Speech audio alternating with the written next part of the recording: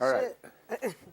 All right. Yeah, well, I think that is wrong. But Yes. we're at the smart board because the question was, should the day after Labor Day, which is today, be a holiday?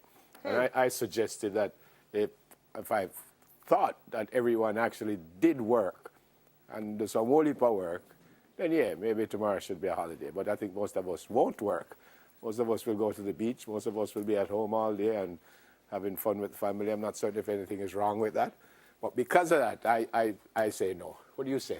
Well, I say it depends. But Labor Day is a holiday, and as you said, some people won't be working Laboring. today, laboring. Yeah. But let's hear what the people have to say. This person says, Yeah, apparently we haven't been seeing the names from the other day. I'm not certain why. but the response comes in, however, on our social media pages. That makes a lot of sense and can easily be implemented. Why should we work,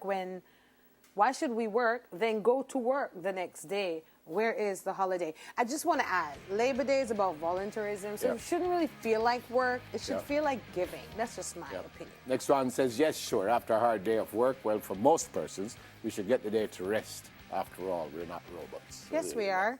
We are robots. Yeah. What's this one say? Yes, we should, because it's going to be a day of laboring. So people are going to be tired the day after. We've been doing this for years. Like, seriously.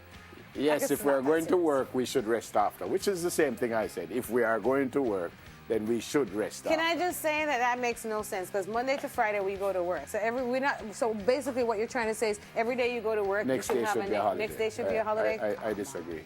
I disagree too.